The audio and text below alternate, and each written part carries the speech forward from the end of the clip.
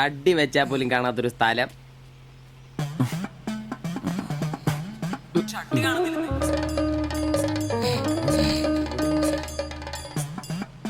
എടാ എടാ നീ എന്റെ ഷഡ്ഡി ഇടണ്ട കാണിച്ചേ ഒന്നും ഇട്ടിട്ടില്ല. എടാ എന്റെ ഷഡ്ഡി കാണുന്നില്ലെന്ന് എന്റെ ഷഡ്ഡി ആ ഒരു ദിവസം ഷഡ്ഡി ഇട്ടില്ല എന്ന് പറഞ്ഞ് പോലീസ് ഒന്നും പിടിക്കല്ലോ.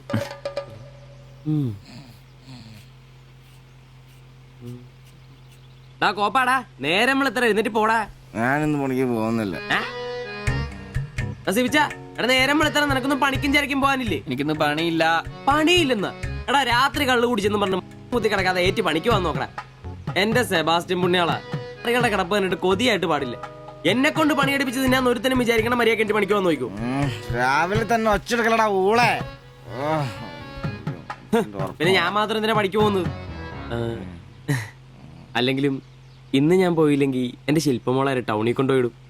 ഈ ആംബ്രോസേട്ടനെ കണ്ടില്ലെങ്കിൽ അവക്ക് ചിലപ്പോ വിഷമായാലോ. മോളാണ് എന്റെ ഊർജം. ഇല്ല ചേട്ടൻ മടി പിടിച്ചിരിക്കില്ല. മോളെ കാണാൻ ദേ വരുന്നു.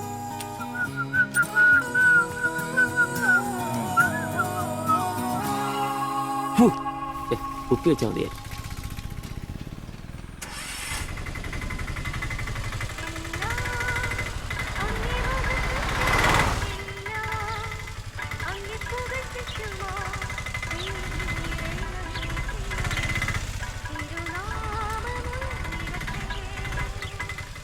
വക്രത നിറഞ്ഞ പാപലോകത്തിൽ നീ വിളിച്ചു വേദിരിച്ച നിഞ്ജനം നിന്റെ പൊന്നു നാമം മുഖത്തിനായി ദിനം ശോഭിപ്പാൻ കൃപ നൽകണമേ. എങ്ങനെയുണ്ടായിരുന്നു ഇന്നത്തെ കച്ചവടം? ഓ ഉച്ച കഴിഞ്ഞ് മടുപ്പായിരുന്നു പാസ്റ്ററെ. ടൗണിലാണ് മുടിഞ്ഞ ബ്ലോഗും. അല്ല നല്ല തിരക്കായിരുന്നു. ഞാൻ തന്നുവിട്ട വേദപുസ്തകത്തിൽ നിന്ന് 12 അധ്യായം വീതം വായിച്ചിട്ടല്ലേ നീ വണ്ടി എടുക്കാറ്? വായിക്കാറുണ്ട്. എന്നാ പിന്നെ അങ്ങനെ സംഭവിക്കണ്ടല്ലോ. മോനെ ആംബ്രോസേ, പ്രാർത്ഥന കൊണ്ടല്ലാതെ ഈ ലോകത്ത് ഒരു രക്ഷയില്ല. കർത്തൃപാട് പ്രധാനം. പ്രാർത്ഥനയും ഉപവാസവും വെള്ളിയാഴ്ച ഉപവാസം ഉണ്ടാണല്ലോ നീ വണ്ടി ഓടിക്കാറ്. ഉപവാസം ഉണ്ടടാ? ഉണ്ട്. ഹല്ലേലൂയ, സ്തോത്രം. പരിശുദ്ധാത്മാവിന്റെ ഒരു തുടിപ്പ്, ദൈവവിളിയുടെ ഒരു പ്രസരിപ്പ് നിന്റെ മുഖത്ത് ഞാൻ കാണുന്നു.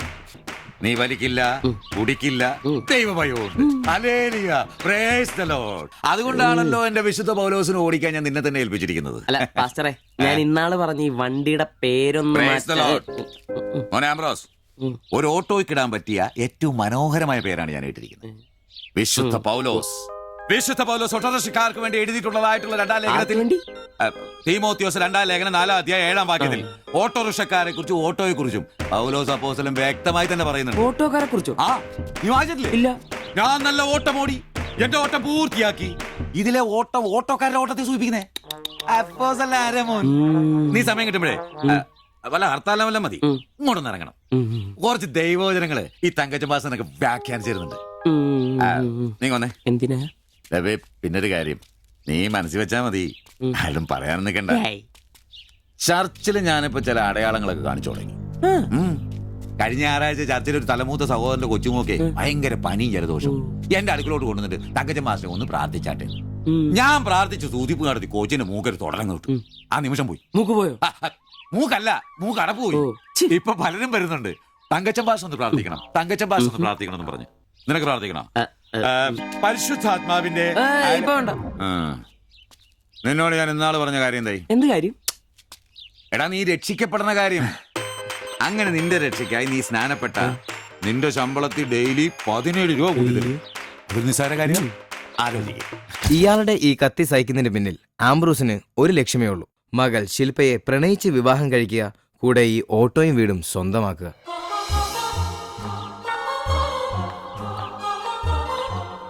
മോളെ നീക്കൊന്ന് പ്രാർത്ഥിച്ചിട്ട് പോവാം. പരിശുദ്ധാത്മാ. എന്തോ?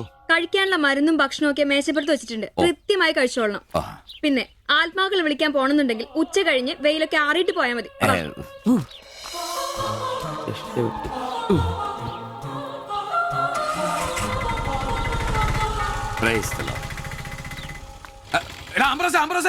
അച്ഛന്മാര് കന്യാസ്ത്രീകൾ ഓട്ടോറിക്ഷ കയറിയ 5 രൂപ കൂടുതൽ മേടിച്ചോടാ. ആ പ്രൈസ് ദി ലോർഡ്.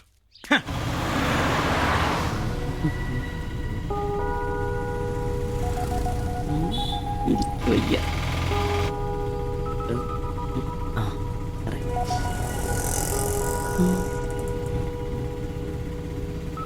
പഠിത്തമൊക്കെ എങ്ങനെ പോകുന്നു? നേരെ നോക്കി വണ്ടി ഓടിക്കാം ബ്രോസേ. ഓ,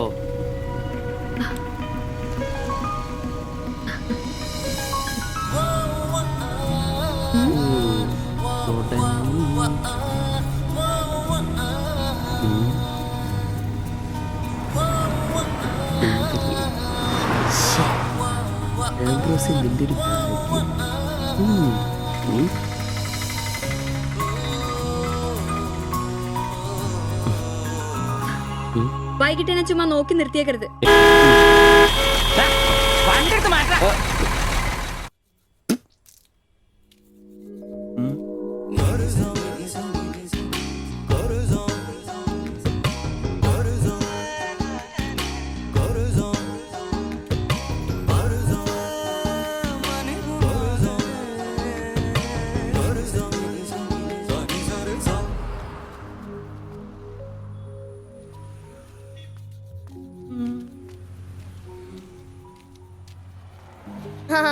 അത് ശരി, എന്റെ ടീച്ചറെ വായ നോക്കുവല്ലേ? നിന്റെ ഒരു ഉണക്കം ടീച്ചർ അവൾ മലരോ? നോണയൊന്നും പറയണ്ട, എനിക്കെല്ലാം അറിയാം. ടീച്ചർ നാളെ എന്നോട് പറയുകയും ചെയ്തു. എന്ത്? എന്താണ് പറഞ്ഞത്? പറയടാ. ഒരു വായ നോക്കി ആ വീടിന്റെ അടുത്ത് നിക്കില്ലേ, ഏതാവനെന്ന്. എന്നിട്ട് നീ എന്ത് പറഞ്ഞു? ആ പെയിന്റ് അടിക്കാൻ പോകുന്ന സിവിച്ചാണെന്ന് പറഞ്ഞു. നശിപ്പിച്ച്. നിന്റെ അടുത്ത് പലതവണ പറഞ്ഞിട്ടില്ലേ പെയിന്ററാന്ന് പറയുന്നത് ചിത്രകാരനാന്ന് പറയണു. എനിക്ക് നുണ പറയാനൊന്നും പറ്റില്ല. അയ്യടാ ഒരു കൊച്ചു കാന്തി. നീ ഇങ്ങോട്ട് വാ. ആനേനെ വരച്ച, ആടിനെ വരച്ച, മയിലിനെ വരച്ചാന്ന് പറഞ്ഞുകൊണ്ട് ശരിയാക്കി തരാം. നിന്നെ പിണങ്ങി പോലെ. ശിവചേട്ടൻ ഒരു ഉപകാരം ചെയ്ത് തന്നു കഴിഞ്ഞാൽ ശിവചേട്ടൻ ഇനിയും ഒരുപാട് പടം വരച്ചില്ല. മമ്മൂട്ടിയുടെയും മോഹൻലാലിന്റെയും പൃഥ്വിരാജിന്റെയും. ആ, എന്ത് ഉപകാരാന്ന് പറയും? ഒരു കൊച്ചുപകാരം പറയട്ടെ. ശിവചേട്ടൻ മോന്റെ കയ്യിൽ ഒരു സാധനം തന്നു വിടും. അത് മോൻ ടീച്ചറിന്റെ കൊണ്ട് കൊടുക്കണം. മനസ്സിലായി, പ്രേമലേഖനല്ലേ? ഛേ, ഇതൊന്നുമല്ല. അത് ബാബുക്കൊണ്ടെ കൊണ്ട് കൊടുപ്പിക്കൂ. ചേട്ടൻ തന്നെ കൊടുക്കില്ലേ? ഇത് വേറെ സാധനം. കൊടുക്കൂ. കൊഴപ്പാവൂ? ഏയ്, എന്നാ ഒരു കൈ നോക്കാം. ചെല്ലട്ടെ. എന്നതാടാ രാവിലെ തന്നെ കറങ്ങി നടക്കുന്നേ? പഠിക്കാനൊന്നുമില്ലേ? ഞാൻ നമ്പീശാച്ചാന് സോപ്പ് എടുക്കാൻ പോയതാ. ആ, പോയിരുന്നു പഠിക്കേ. നിങ്ങളുടെ മകനല്ലേ? അവനും തുടങ്ങി പൊതുപ്രവർത്തനം. ഓ, സൂര്യൻ ഉച്ചയിലെത്തിയല്ലോ. പല്ലി വെളിപ്പേരൊന്നും കഴിഞ്ഞില്ലേ? അവന്മാരൊക്കെ എന്തിയേ? ഇന്നലെ രാത്രി നല്ല പൂസായിരുന്നല്ലേ? ചെറുതായിട്ട്. പിന്നെ എനിക്ക് പണിയൊന്നുമില്ല. പുതിയ സൈറ്റ് ആവണം. ആ, അന്നാ ഉച്ച കഴിഞ്ഞ പാർട്ടി ഓഫീസിൽ വാ. 2-3 ബോർഡുകൾ എഴുതാനുണ്ട്. സ്ഥിരം എഴുതുന്നവന് ഡെങ്കിപ്പനിയാ. പകരക്കാരനവൻ എന്റെ പട്ടി വരും. വലിയ നേതാവാ. സ്വന്തം വീട്ടിൽ വാടകയ്ക്ക് താമസിക്കുന്നവർക്ക് ഒരു ഉപകാരമില്ല. പണിയല്ല ആമ്പിളേർക്ക്. നീ ചൂടാവല്ലേ? പണ്ടത്തെ പോലെ പിരിവത്ര കാര്യക്ഷമമല്ല. കാശ് ഞാൻ കൈന്നെടുത്ത് തരേണ്ടി വരും. മുടിഞ്ഞ പണിക്കൂലിയല്ലേ? 4 സൈഡിൽ നിന്ന് വരുമാനമല്ലേ? കൈനോടത്ത് മുടക്കൂ. എന്ത് വരുമാനം? ആകെ ഉള്ളത് 2 വാടക വീടാ. അതിന്ന് എന്താ കിട്ടുന്നെന്ന് നിനക്കറിയാലോ. ഒന്നിന് വാടകയില്ല. പിന്നെ നീയൊക്കെ തരുന്നതിന്റെ കണക്ക് ഞാൻ പറയണ്ടല്ലോ. അതെ, ഇതെടുക്കാതെയാണോ നിങ്ങൾ പോയത്? ഇങ്ങനെ ഓർമ്മയില്ലാത്തൊരു മനുഷ്യൻ. ഞാനതങ്ങ് മറന്നു. ഡാ സിബി, നീ അറിഞ്ഞോ നമ്മുടെ നമ്പീശൻ ചേട്ടൻ ചെയ്തൊരു ചെയ്ത്ത്? നീ അറിഞ്ഞില്ലേ? ഇല്ല. അങ്ങയുടെ ശരീരം മരണശേഷം ഏതോ മെഡിക്കൽ കോളേജിൽ പിള്ളേർക്ക് പഠിക്കാൻ കൊടുത്തോളാം. എവിടെ ഒരു മെഡിക്കൽ ക്യാമ്പിൽ വെച്ച് ഒപ്പിട്ട് കൊടുത്തു. അങ്ങേര് ബന്ധം കൊണ്ടോ സ്വന്തം കൊണ്ടോ എന്റെ ആരുമല്ല. എന്റെ അപ്പൻ ഈ സ്ഥലം വാങ്ങിച്ചപ്പോ അന്നത്തെ ഉടമയുടെ സഹായത്തിന് നിന്നതാ ഈ കാർന്നോര്. സ്വന്തക്കാരും ബന്ധക്കാരും ഇല്ല. ഇവിടെ നിന്നോട്ടേന്ന് ചോദിച്ചു. നിന്നോളാൻ അപ്പം പറഞ്ഞു. ആ നിക്കുന്ന നിപ്പ ഇപ്പോഴും നിക്കുന്ന ഇത്രയും പ്രായമുള്ള മനുഷ്യനാ. ഒന്ന് വീണാ ഞാൻ തന്നെയല്ലേ നോക്കേണ്ടത്? അപ്പൊ പിന്നെ എന്നോട് പറയാതെ മെഡിക്കൽ കോളേജിൽ പോയി ഒപ്പിട്ടത് ശരിയാന്നോ?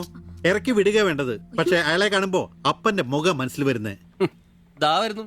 ആശുപത്രിക്കാർക്ക് ഈ അടുത്ത കാലത്തൊന്നും കിട്ടില്ല. മുട്ടിഞ്ഞ ആയിസ. ഒന്ന് നിന്നേ. നന്ദി വേണം കാർന്നോരെ, നന്ദി. മെഡിക്കൽ കോളേജിൽ പോയി ഒപ്പിടുന്നതിന് മുമ്പേ എന്നോടൊരു വാക്ക് ചോദിക്കായിരുന്നല്ലോ. എന്റെ മാത്തച്ച, ഞാൻ അങ്ങനെ കരുതി കൂട്ടിയൊന്നും ചെയ്തതല്ല. കണ്ണൊന്ന് കാണിക്കാൻ വേണ്ടി പോയപ്പോ ചില കാര്യങ്ങളൊക്കെ അവര് പറയുന്നത് ശരിയാന്ന് തോന്നി. ഇതിപ്പോ മേലാതാകുമ്പോ അവര് വന്നങ്ങ് കൊണ്ടുപോയിക്കൊള്ളൂന്നേ. നിങ്ങൾക്കും ബുദ്ധിമുട്ടില്ല. എന്നാ ഇത്രയും കാലം നോക്കിയിട്ട് ചെലവിങ് തന്നേരെ. എടി ലിസി, ഇനി ഇവിടെ നിന്ന് ശരിയാകില്ല. സിബി, ഓഫീസിലേക്ക് ഒന്ന് വന്നേരെ. കൊറേ നേരം ആയല്ലോടാ ചവച്ചോണ്ട് നിൽക്കുന്നത്. പെങ്കൊച്ചങ്ങ് പോയില്ലോടാ. ഏത് പെണ്ണ്? ഏത്? അറിയത്തില്ലല്ലേ? പോ. എങ്ങനെ ഗുണം പിടിക്കുവാ?